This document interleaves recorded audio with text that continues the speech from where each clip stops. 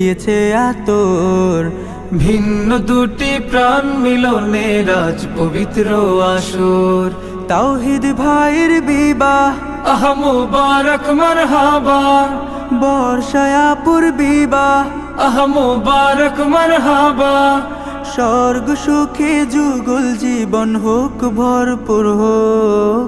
সুন্নতে রাসূল শাদি মুবারক হোক, বরকতে ভরপুর সারাট জীবন হোক। সুন্নতে রাসূল শাদি মুবারক হোক, বরকতে ভরপুর সারাট জীবন হোক।